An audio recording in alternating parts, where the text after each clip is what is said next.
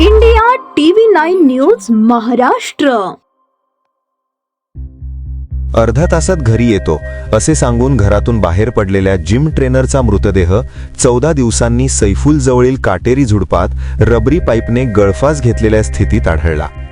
सचिन मच्छिंद्र माने, वय 30, राहणार विजापूर नाका 2 नंबर झोपडपट्टी असे मृत तरुणाचे नाव आहे. ही घटना शुक्रवारी सकाळी 9 वाजण्याच्या सुमारास उघडकीस आली. मृत सचिन हा 14 मार्च पासून घरातून बेपत्ता होता. याबाबत कुटुंबियांनी तो हरवल्याची फिर्यादही दिली होती. सचिनने आपण आत्महत्या करणार असल्याचे स्टेटस ठेवल्याची माहिती सूत्रांनी दिली. सचिन हा शनिवार 14 मार्च रोजी पत्नी कल्याणी यांना आपण अर्ध्या तासात घरी येणार आहे, तोपर्यंत कैरीचे लोणचे आणि भाजी बनव असे सांगून गेला. घरातून गेल्यापासून त्याचा मोबाईल बंदच झाला. यामुळे कुटुंबियांनी याबाबत विजापूर नाका पोलीस ठाण्यात जाऊन तक्रार दिली. पण तो शुक्रवार 27 मार्च रोजी सकाळी मृतावस्थेत आढळला. पोलिसांनी घटनास्थळी जाऊन पंचनामा करून मृतदेह उत्तरीय तपासणीसाठी शासकीय रुग्णालयात पाठवला. सचिनवर सायंकाळी अंत्यसंस्कार करण्यात आले. सचिनच्या पश्चात पत्नी कल्याणी, 3 वर्षांची मुलगी ओजस्वी, 1.5 वर्षांचा मुलगा पार्थ आहेत. सचिनचे मोबाईल शॉपीचे दुकान होते. शिवाय जिम ट्रेनर असल्याने त्याचे अनेक प्रशिक्षणार्थी व नातेवाईकांनी मोठी गर्दी केली होती. दरम्यान प्राथमिक अहवालामध्ये गळफास घेतल्याने मृत्यू झाल्याचे आढळले आहे. याबाबतचा तपास सुरू असल्याची माहिती पोलिसांकडून सांगण्यात आली आहे. मेघना मोहन चौधरी, तिचा नवरा आणि तिचा भाऊ, तिच्या घरच्यांनी नवऱ्याला मारून टाकले. माझा नवरा मरणाऱ्यातला नाही.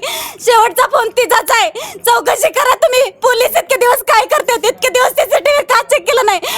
10 दिवसाच्या वर झालं कंप्लीट करून. काय केलं इतके दिवस? पोलीस लोक काय केलं त्यांनी इतके दिवस? चांगलं केलं नाही. पोरीचं लफडा आहे. याच्यामध्ये एक महिलेचं नाव येतोय. त्यांचा आणि तुमच्या नवऱ्याचं काय म्हणजे काय होता? कशामुळे झाले भांडण? ती माझ्या नवऱ्याच्या मागे लागली होती ती बाई. काय नाव त्यांचं? मेघना मोहन चौधरी. आणि तिच्या नवऱ्याजवळ आमच्या ह्याचा स्वप्नीलचा फोन नंबर आम्हाला घरी काहीच माहित नाही. तिच्या नवऱ्याने सगळं फोन करून दिराला सांगितलं. हे सगळं काय तिचा नवरा फोन केल्यानंतरच बाईचं लग्न व्हायचं. काय बोलणं झालं तुमचं? आम्ही मस्त मध्ये 2 जण जेवण केलं होतं. दुपारी मी लवकर येतो, कल्ले जिमला जातो मी. संध्याकाळी मला कैरीची चटणी करून ठेव. मला जेवण जात नाही. मी लवकर येतो आज घरी. एवढं बोलून घरातून गेले. माझ्या भावाचं आज दुःखद निधन झालेलं आहे. त्याच्याबद्दल आम्ही मिसिंग तक्रार दाखल केलेली होती विजापूर नाका पोलीस चौकी येथे. त्यानंतर 12 तारखेला त्याच्या दुकानामध्ये काय भांडण झालेलं होतं, तक्रार झालेली होती. तक्रार त्या मेजरबरोबर झालेली होती. मेजरचं नाव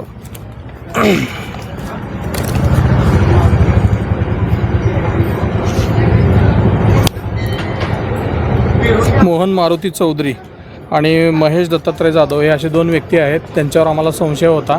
त्या संदर्भात आम्ही पोलीस स्टेशनला 18 तारखेला तक्रार दाखल केलेली होती. माझा भाऊ 14 तारखेपासून मिसिंग होता आणि त्या संदर्भात आम्ही पोलिसांच्या मागे लागून त्याची चौकशी व्हावी, त्या लोकांना बोलवून घ्यावं, या पद्धतीने आम्ही त्यांना मार्गदर्शन करा अशा पद्धतीने आम्ही त्यांना सांगितलं.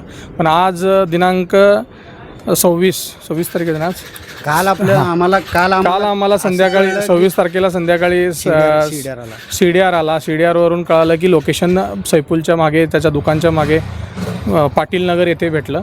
आणि तिथं आम्ही तपास करत म्हणजे आम्ही तिथं चौकशीला गेलो असता आम्हाला त्याची गाडी आढळली.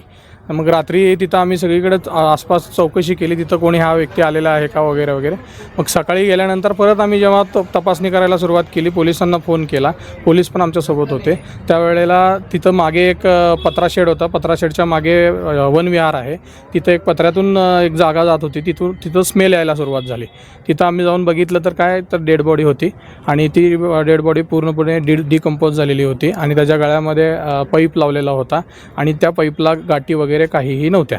आणि आजूबाजूला ज्या वस्तू पडलेल्या होत्या, त्याचा मोबाईल, त्याचा चप्पल, त्याच्या घड्याळ, त्यावरून आम्हाला ओळख पटली की हा आमचा भाऊ आहे आणि त्याचा 100% घातपात झालेला आहे. ज्या व्यक्तींच्या विरोधात आम्ही तक्रार दिलेली आहे त्या व्यक्तींच्या विरोधात आम्ही वारंवार पोलिसांना सांगितलेलं आहे आणि त्या संदर्भात त्यांनी सखोल चौकशी करून त्यांच्यावर गुन्हा दाखल करायला आत्ताच्या आत्ता गुन्हा दाखल त्यांनी करायलाच पाहिजे आणि त्यांना अटक करायला पाहिजे आणि त्यांची पूर्ण चौकशी करून आम्हाला न्याय मिळाला पाहिजे. चौधरी आणि तुमच्या भावाची काय नातं आहे, काय नेमकं भांडण झालं? चौधरीची जी बायको आहे मेघना चौधरी, ही मोबाईल दुकानमध्ये यायची जायची, त्यांचं काय रिलेशन आहे आम्हाला माहीत नव्हतं. नंतर जेव्हा आमचा भाऊ मिसिंग झाला 14 तारखेला, मला 17-18 तारखेला त्या दोघांचे पण फोन आले. तिचा नवरा जो कोणी मेजर आहे मोहन चौधरी आणि त्याचा भाऊ जो महेश जाधव म्हणून आहे, त्या दोघांचे मला फोन आले. आमच्या घरचं वाटोळं केलं, आमचं नुकसान केलं, तुमच्या भावाला समजावून सांगा, नाहीतर काय खरं नाही, असं तसं त्यांनी आम्हाला भाषा वापरली. त्यावरून आम्हाला संशय आला. त्याआधी आम्हाला काही माहीत नव्हतं ह्याबद्दल. नंतर आम्ही मग पोलिसांमध्ये तक्रार दाखल केली, त्यांना बोलवण्यात आलं. त्यावेळेस त्यांनी खोटं बोलले की आम्ही काय केलेलं नाही वगैरे वगैरे. पण आम्हाला आता आमच्या भावाची डेड बॉडी सापडलेली आहे आणि ती अशा अवस्थेत आहे की त्याचा मर्डरच झालेला आहे, 100% त्याचा घातपात झालेला आहे. तर त्याची चौकशी व्हायलाच पाहिजे आणि त्यांना शिक्षा मिळायलाच पाहिजे, हे मी तुम्हाला 100% सांगतो. कारण का त्याच्या गळ्यामध्ये जे पाईप आहे त्या पाईपला गाठी नाहीत, काय नाहीत, त्याला आणून अडकवण्यात आलेलं आहे. आणि जे झाड आहे त्याच्या हाईटच्या लेवलचं एवढं झाड आहे. हा बॉडी बिल्डर होता, तुम्ही त्याच्या स्टेटसला बघू शकता, इंस्टाग्राम बघू शकता, त्याची बॉडी कशी आहे काय आहे. त्याला 10-12 लोकांनी चांगलं त्याची एकतर पहिल्यांदा त्याचं मर्डर केलेलं असणार आहे आणि तिथं आणून अडकवलेलं असणार आहे. त्याची गाडी तिथंच जवळपास भेटलेली आहे आणि यावरून 100% आम्हाला वाटतं आहे की त्याचा मर्डर झालेला आहे. या लोकांची कसून चौकशी व्हायला पाहिजे. त्या संदर्भात मी आत्ताच आमदार जे आहेत आपले देवेंद्र कोटे यांना पण निवेदन दिलेलं आहे. मुख्यमंत्र्यालाही निवेदन देणार आहे, गृहमंत्र्यालाही निवेदन देणार आहे की या संदर्भात सखोल चौकशी व्हायला पाहिजे. मेजर जे आहेत कोणते सोलापूरचे आहेत की बाहेरचे आहेत? मेजर जे आहेत ते पंढरपूरचे आहेत. त्यांचा भाऊ जो आहे तो मोहोळचा आहे आणि इथं त्यांची जी बायको राहते ती मोबाईल दुकानच्या मागेच राहते आणि तिचं आणि ह्याचं काय अफेअर आहे का नाही आम्हाला ह्याची कल्पना नव्हती. पण या मेजरला वाटतं की त्यांचं अफेअर होतं, हा तिला घेऊन फिरला वगैरे वगैरे. मग बायको इथं आणून सोडायचीच कशाला, आमचा त्याच्याशी संबंध नव्हता. मग त्याच्या पद्धतीने त्यांनी संशय घ्यायला सुरुवात केली.